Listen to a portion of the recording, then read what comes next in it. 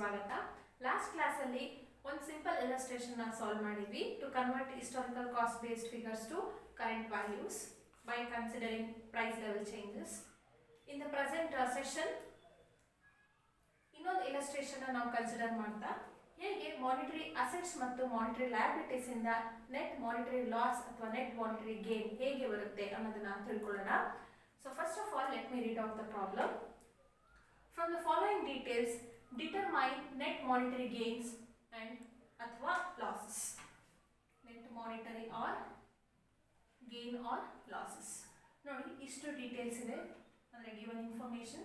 So cash in hand ಇಲ್ಲಿ ಎರಡು dates ಇದೆ ನಮಗೆ. So this is opening date and this is closing date. Opening ಡೇಟಲ್ಲಿ cash in hand is 50,000 rupees. In the closing date 1,50,000 rupees. Sundry debtors 1,85,000 rupees. And in the closing date 2,25,000. Sundry creditors 1,65,000 and the closing date it was 2,05,000. Trade payables 1,80,000 and it remained as 1,80,000 in both the dates. So ಈ ಒಂದು information ನಾವೇನು consider ಮಾಡ್ಕೋಬೇಕು ಅಂದರೆ first of all we have to classify monetary assets and monetary liabilities from the given information.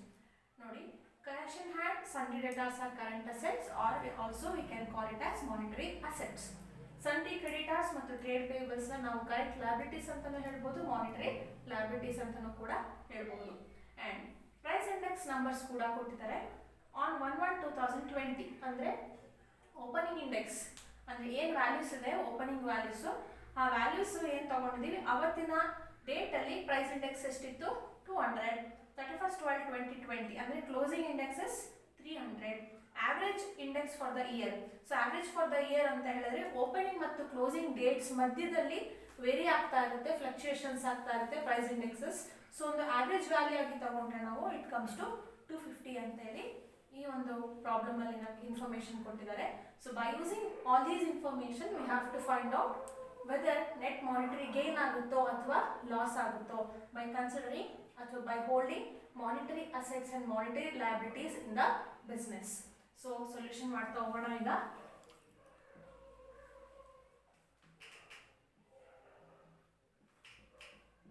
So first let's calculate monetary loss. ಯಾಕೆ monetary loss ಅಂತ ತಗೊಳ್ತಾ ಇದ್ದೀನಿ ಇಲ್ಲಿ ಅಂತ ಹೇಳಿದ್ರೆ ಇನ್ಫ್ಲೇಷನ್ ಸಿಚುವೇಶನ್ ಅಲ್ಲಿ ಯಾವಾಗಲೂ ಕೂಡ ಮಾನಿಟರಿ ಅಸೆಟ್ಸ್ ಇಂದ ಮಾನಿಟರಿ ಲಾಸ್ ಅರೈಸ್ ಆಗುತ್ತೆ, ಆದರೆ ಮಾನಿಟರಿ ಲಯಬಿಲಿಟೀಸ್ ಇಂದ ಮಾನಿಟರಿ ಗೇನ್ಸ್ ಆಗುತ್ತೆ. ಯಾಕೆ ಅಂತೇಳಿ ಸಾಲ್ವ್ ಮಾಡ್ತಾ ನಿಮಗೆ ತಿಳಿಸ್ಕೊಡ್ತೀನಿ. ಸೊ ಏನೇನು ನಮಗೆ ಮಾನಿಟರಿ ಅಸೆಟ್ಸ್ ಇದೆ ಇಲ್ಲಿ. First one is cash in hand. So what is the opening value? Opening value is 50,000 into ಇದನ್ನು ನಾವು ಕ್ಲೋಸಿಂಗ್ ಡೇಟ್ಗೆ ಕನ್ವರ್ಟ್ ಮಾಡ್ಕೋಬೇಕು. ಹಾಗಾಗಿ ಕ್ಲೋಸಿಂಗ್ ಡೇಟ್ ಕನ್ವರ್ಟ್ ಮಾಡ್ಕೋಬೇಕು ಅಂದರೆ ಕನ್ವರ್ಷನ್ ಫ್ಯಾಕ್ಟರ್ ಬಗ್ಗೆ ನಾನು ಲಾಸ್ಟ್ ಸೆಷನ್ಸ್ ಅಲ್ಲಿ ನಿಮಗೆ ಸಾಲ್ವ್ ಮಾಡಿ ಎಕ್ಸಾಂಪಲ್ ಮುಖಾಂತರ ಹೇಳ್ಕೊಟ್ಟಿದ್ದೀನಿ. ಸೊ ಕನ್ವರ್ಷನ್ ಫ್ಯಾಕ್ಟರ್ದು ಫಾರ್ಮುಲಾನ ಇನ್ನೊಂದ್ಸಲ ಜ್ಞಾಪಿಸ್ಕೊಳ್ಳೋಣ. Conversion factor is current price index divided by acquisition index. So acquisition year ಅಲ್ಲಿ ಏನು ಇಂಡೆಕ್ಸ್ ಇರುತ್ತೋ ಅದನ್ನ ಡಿನಾಮಿನೇಟರ್ ತಗೋಬೇಕಾಗುತ್ತೆ. ಇಲ್ಲಿ ನಮಗೆ ಕೊಟ್ಟಿರೋಂಥದ್ದು ಓಪನಿಂಗ್ ಮತ್ತು ಕ್ಲೋಸಿಂಗ್ ಇಂಡೆಕ್ಸಸ್. ನಮಗೆ ಕನ್ವರ್ಷನ್ ಆಗಬೇಕು ವ್ಯಾಲ್ಯೂಸ್ ಅಂತ ಹೇಳಿದ್ರೆ ಕ್ಲೋಸಿಂಗ್ ಡೇಟ್ ಬೇಕಾಗಿರೋದ್ರಿಂದ ನಮಗೆ ಕರೆಂಟ್ ಪ್ರೈಸ್ ಇಂಡೆಕ್ಸ್ ಯಾವ್ದಾಗುತ್ತೆ? Closing index current price index ಆಗುತ್ತೆ. So closing index is 300. Opening values ಏನಾಗುತ್ತೆ ನಮಗೆ ಅಕ್ವಿಸಿಷನ್ ಟೈಮ್ ಅಲ್ಲಿ ಅದನ್ನ ನಾವು ಕನ್ಸಿಡರ್ ಮಾಡ್ಕೋಬೇಕಾಗುತ್ತೆ. ಬಟ್ ಇಲ್ಲಿ ಅಕ್ವಿಸಿಷನ್ ಅಂತ ತಗೊಳಕ್ಕಾಗಲ್ಲ ನಾವು ಕರೆಂಟ್ ಅಸೆಟ್ಸ್ ಅಂಡ್ ಕರೆಂಟ್ ಲಯಬಿಲಿಟೀಸ್ಗೆ, ಬಿಕಾಸ್ ಇದು throughout the year throughout the period purchase and sales ಆಗ್ತಾ ಇರ್ತದೆ ಮತ್ತು cash in hand debtors transactions ನಡೀತಾನೆ ಇರುತ್ತೆ. ಸೊ ಹಾಗಾಗಿ opening index is given it is 200. So moving on.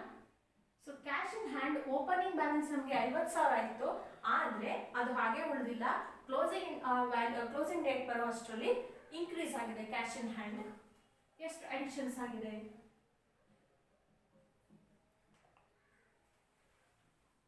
50,000 ಇದ್ದಿದ್ದು 1,50,000 ಆಗಿದೆ. ಸೊ ಅಡಿಷನ್ಸ್ 1,00,000 ಆಗಿದೆ.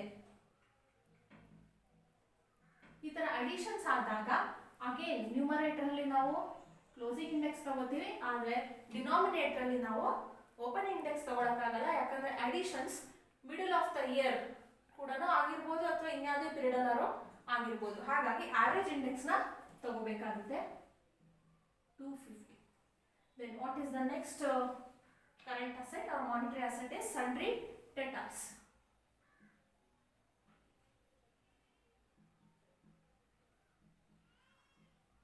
So opening value is 1,85,000 into 300 divided by 200 plus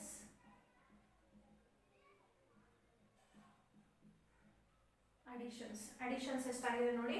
1,85,000 ಇತ್ತು, 2,25,000 ಆಗಿದೆ. So how much is the addition ಅಂತ check ಮಾಡೋಣ. 2,25,000 minus 1,85,000, it comes to 40,000. So additions ಗೆ again I should take average index. So additions ಮಧ್ಯದಲ್ಲಾದ್ರೂ ಕೂಡ ಆಗಿರುತ್ತೆ ಯಾವಾಗಲಾದ್ರೂ. So ಇದಿಷ್ಟು consider ಮಾಡ್ಕೊಂಡಾದ್ಮೇಲೆ ಇದನ್ನ calculate ಮಾಡ್ಕೊಂಬಿಡೋಣ.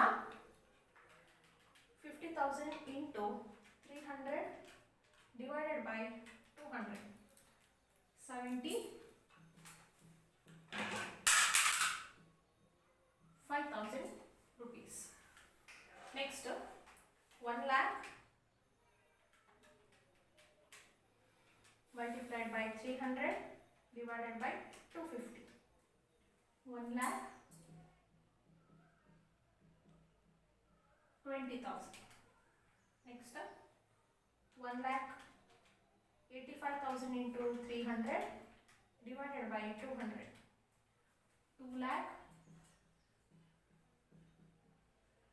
77,500. Next 40,000 into 300 divided by 250, 48,000. So ಇದನ್ನ ಟೋಟಲ್ ಮಾಡ್ಕೊಳ್ಳೋಣ. 75,000 plus 1,20,000 plus 2,77,500 plus 48,000. It comes to 5,20,500. So 5,20,500 ಬಂತು. ಈ ಅಮೌಂಟ್ ಇಂದ we should deduct less monetary assets at 31st/12/2020. So closing date ಅಲ್ಲಿ ಟೋಟಲ್ ಮಾನಿಟರಿ ಅಸೆಟ್ಸ್ ಎಷ್ಟಿತ್ತು ಅಂತೇಳಿ ಟೋಟಲ್ ತಗೋಬೇಕಾಗುತ್ತೆ. ಇಲ್ಲಿ 1,50,000 plus 2,25,000, 3,75,000. 5,20,500 minus 3,75,000. It comes to 1,45,500. ಏನಕ್ಕೆ ಇಷ್ಟೆಲ್ಲ ಕ್ಯಾಲ್ಕುಲೇಷನ್ಸ್ ಮಾಡಿದ್ನಿ? Let me explain you. Here see, ನಾವು ಪ್ರೈಸ್ ಲೆವೆಲ್ ಚೇಂಜಸ್ನ ಕನ್ಸಿಡರ್ ಮಾಡಿದ್ರೆ ಕ್ಯಾಶ್ ಇನ್ ಹ್ಯಾಂಡ್ ಮತ್ತು ಸನ್ರಿ ಡೇಟಾಸ್ಗೆ ಏನು ವ್ಯಾಲ್ಯೂಸ್ ಓಪನಿಂಗ್ ವ್ಯಾಲ್ಯೂಸ್ ಇತ್ತು, ಕ್ಲೋಸಿಂಗ್ ವ್ಯಾಲ್ಯೂಸ್ ಅಲ್ಲಿ ಬರೋ ತನಕ ಏನೇನು ಅಡಿಷನ್ಸ್ ಆಗಿದೆ, ವೇರಿ ಆಗಿದೆ ಪ್ರೈಸ್ ಲೆವೆಲ್ಸು, ಆ ಥರ ಎಲ್ಲ ಚೇಂಜ್ ಮಾಡಿ ಈಗ ಪ್ರಸ್ತುತ ದರಕ್ಕೆ ನಾವು ಅದನ್ನ ಮ್ಯಾಚ್ ಮಾಡಿ ಕನ್ವರ್ಟ್ ಮಾಡಿದಾಗ ಟೋಟಲ್ ಮಾನಿಟರಿ ಅಸೆಟ್ಸ್ನ ವರ್ತ್ ಅಥವಾ ಮೌಲ್ಯ ಎಷ್ಟು ಬಂತು? 5,20,500. ಅಂದರೆ ಇಷ್ಟು ಇರಬೇಕಿತ್ತು. ಯಾವ ಡೇಟಲ್ಲಿ? 31/12/2020. ಆದರೆ ನಾವು ಬ್ಯಾಲೆನ್ಸ್ ಶೀಟ್ಸಲ್ಲಿ ಎಷ್ಟು ತೋರಿಸ್ಬಿಟ್ಟಿದ್ದೀವಿ? 3,75,000. ಇದೆರಡನ್ನ ಕಂಪೇರ್ ಮಾಡಿದಾಗ ನಾವು ತೋರಿಸ್ಬೇಕಾಗಿದ್ದು ಬಟ್ ತೋರಿಸ್ತಾ ಇರೋದು 3,75,000. ನಾವು ಹಾಗಾದ್ರೆ ಎಷ್ಟು ನಮಗೆ ಲಾಸ್ ಆಗ್ತಾ ಇದೆ? 1,45,500 ನಮಗೆ ಮಾನಿಟರಿ ಅಸೆಟ್ಸ್ ಇಲ್ಲ ಅಂತಾನೆ ನಾವು ಹೇಳಿ ಬ್ಯಾಲೆನ್ಸ್ ಶೀಟ್ಸಲ್ಲಿ ತೋರಿಸ್ತಾ ಇರುವಂಥದ್ದು. ಸೊ ಹಾಗಾಗಿ ದಿಸ್ ಅರೈಸಸ್ ಅಥವಾ ಏನಾಗುತ್ತೆ ನಮಗೆ monetary loss by holding monetary assets. So monetary ಅಸೆಟ್ಸ್ನ ನಾವು ಇನ್ಫ್ಲೇಷನಲ್ಲಿ ಹೋಲ್ಡ್ ಮಾಡ್ತಾ ಇದ್ದೀವಿ ಅಂತ ಹೇಳಿದ್ರೆ ಆಲ್ವೇಸ್ ನಮಗೆ ಮಾನಿಟರಿ ಲಾಸ್ ಅರೈಸ್ ಆಗುತ್ತೆ. ಯಾಕೆ? 5,20,500 should be there in the balance sheet, but we are showing we have as 3,75,000. So values automatically low ಆಗಿದೆ ಇಲ್ಲಿ. So this arises monetary loss of rupees 1,45,500. Moving on, ಅದೇ ರೀತಿ monetary gain ನ calculate ಮಾಡೋಣ. ಈಗ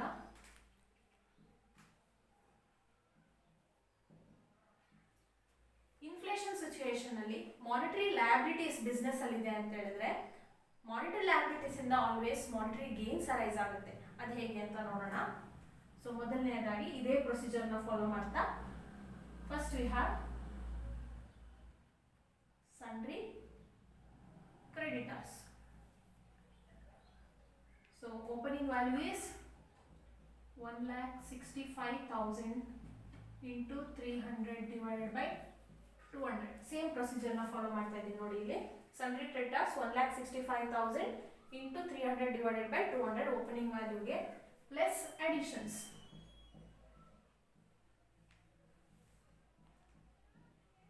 additions ಎಷ್ಟಾಗಿದೆ ನೋಡಿ. 1,65,000 ಇತ್ತು opening balance, closing balance is 2,05,000. Minus ಮಾಡೋಣ, 40,000 ಸಿಗುತ್ತೆ ನಮಗೆ.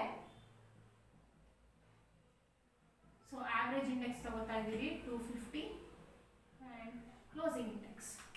ನೆಕ್ಸ್ಟ್ ಏನಿದೆ, ಟ್ರೇಡ್ ಪೇಯಬಲ್ಸ್.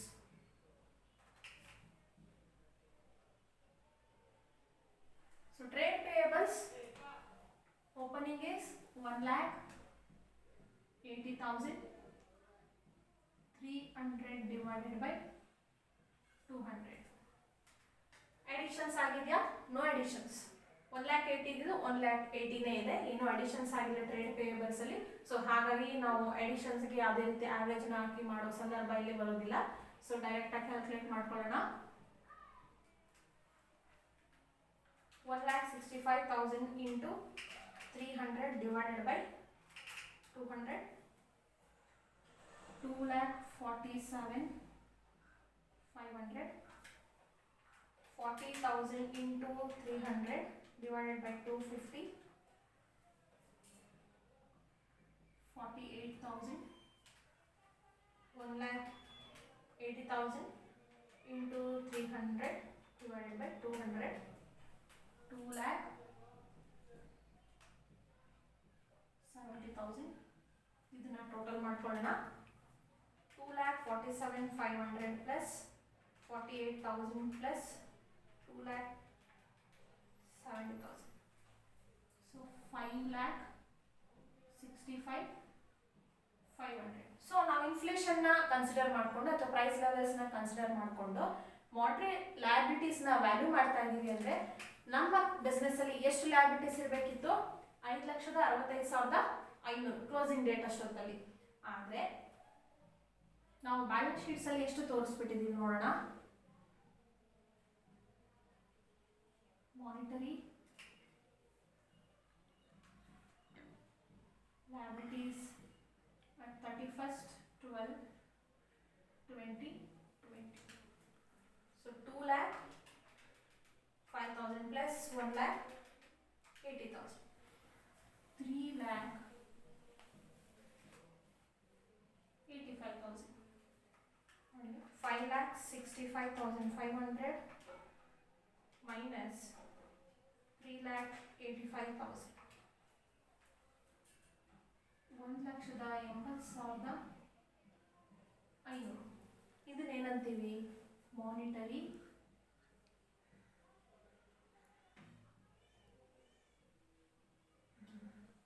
ನಿಮ್ಗೆ ಇಲ್ಲಿ ಒಂದು ಡೌಟ್ ಆಗ್ಬೋದು. ಕ್ಯಾಲ್ಕುಲೇಷನ್ ಎಲ್ಲ ಸೇಮ್, ಲಾಸ್ಟ್ ಅಮೌಂಟ್ ನಮಗೆ ಜಾಸ್ತಿ ಬಂದಿದೆ, ಡಿಡಕ್ಟ್ ಮಾಡೋ ಅಮೌಂಟ್ ಕೂಡ ಕಡಿಮೆ ಬಂದಿದೆ, ಇದೇ ತರನೇ ಇದು ಇದೆ, ಇಲ್ಲಿ ಯಾಕೆ ಲಾಸ್, ಇಲ್ಲಿ ಯಾಕೆ ಗೇನ್ ಅಂತೇಳಿ ಇದನ್ನ ಎಕ್ಸ್ಪ್ಲೈನ್ ಮಾಡಿದೆ ನಾನು. ನಾವು ತೋರಿಸ್ಬೇಕಾಗಿದ್ದು ಎಷ್ಟು ಅಮೌಂಟು? 5,20,500. ಇನ್ನು 500 ರೂಪಾಯಿಯಷ್ಟು ಕರೆಂಟ್ ಅಸೆಟ್ಸ್ ಇದೆ ಅಂತೇಳಿ ಬ್ಯಾಲೆನ್ಸ್ ಶೀಟ್ ಅಲ್ಲಿ ಹೇಳಬೇಕಿತ್ತು. ಆದ್ರೆ ನಾವು 3,75,000 ಮಾತ್ರ ಇದೆ ಅಂತೇಳಿ ಹೇಳ್ತಾ ಇದ್ದೀವಿ. 1,45,500 ರೂಪಾಯಿಯಷ್ಟು ನಮಗೆ ವೇರಿ ಆಗ್ತಾ ಇದೆ, ಅಂದ್ರೆ ಅಷ್ಟು ಮೊತ್ತದ ವ್ಯಾಲ್ಯೂ ಅಸೆಟ್ಸು ಇಲ್ಲ ಅಂತ ಹೇಳಿ ಆಗ್ತಾ ಅದು. ಆದ್ರೆ ಇಲ್ಲಿ ಹೇಗೆ ಅಂತ ಹೇಳಿದ್ರೆ 5,65,000 ರೂಪಾಯಿ 500 ಕರೆಂಟ್ ಲಯಬಿಲಿಟೀಸ್ ಅಂದ್ರೆ ಸಾಲ ಕೊಡಬೇಕಾಗಿರುವಂಥದ್ದು ಅಷ್ಟು ವ್ಯಾಲ್ಯೂ ಇದೆ, ಸಾಲ ಇಷ್ಟು ತೀರಿಸಬೇಕು ಅಂತೇಳಿ ನಾವು ಹೇಳಬೇಕಿತ್ತು ಬ್ಯಾಲೆನ್ಸ್ ಶೀಟ್ ಅಲ್ಲಿ.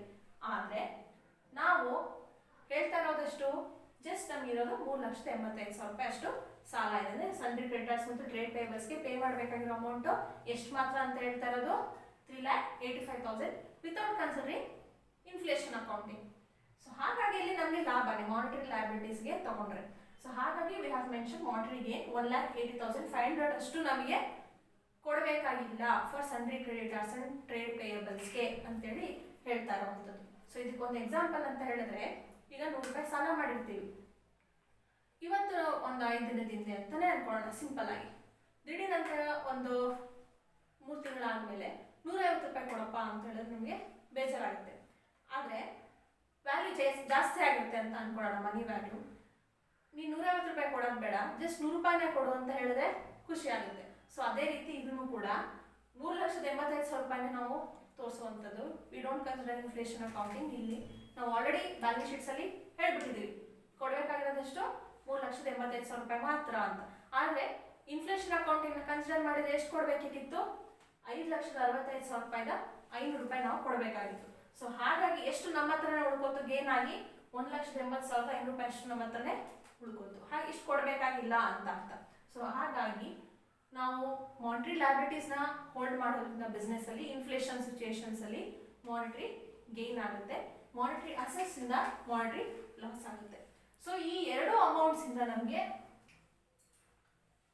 ಅಮೌಂಟ್ಸ್ನ ಕಂಪೇರ್ ಮಾಡಿದಾಗ we will get net monetary gain or loss. ಹೇಗೆ ಅದನ್ನು ನಾವು ನೆಟ್ ಮಾನಿಟರಿ ಗೇನ್ ಅಥವಾ ಲಾಸ್ನ ಕಂಡುಹಿಡಿಯೋದು? Very simple. See, monetary gain ಜಾಸ್ತಿ ಇದೆ, ಮಾನಿಟರಿ ಲಾಸ್ ಜಾಸ್ತಿ ಇದೆ. ಸೊ ಇಲ್ಲಿ ನಮಗೆ ಮಾನಿಟರಿ ಗೇನ್ ಜಾಸ್ತಿ ಇದೆ, 1,80,500 ರೂಪಾಯಿ ಅಷ್ಟು. ಮಾನಿಟರಿ ಲಾಸ್ ಕಡಿಮೆ ಇದೆ, 1,45,500. So by just looking we can say ನಮಗಾಗಿರುವಂಥದ್ದು ನೆಟ್ ಮಾನಿಟರಿ ಗೇನ್ ಅಂತಲೇ ಇಲ್ಲಿ ಹೇಳ್ಬೋದು. ಎಷ್ಟು ಅಂತ ನೋಡೋಣ. ಸೊ ಇಲ್ಲಿ as usual you have to net ಕಂಡುಹಿಡಬೇಕಾದ್ರೆ ನೀವು ಗೇನಿಂದ ಲಾಸ್ನ ಡಿಡಕ್ಟ್ ಮಾಡಿದಾಗ ನಿಮಗೆ ನಿವ್ವಳ ಅನ್ನೋದು ಸಿಗುತ್ತೆ, ನೆಟ್ ಅನ್ನೋದು ಸಿಗುತ್ತೆ. ಇಲ್ಲಿ 1,80,500 ಮೈನಸ್ 1,45,500. ಸೊ 35,000 ನಿಮಗೆ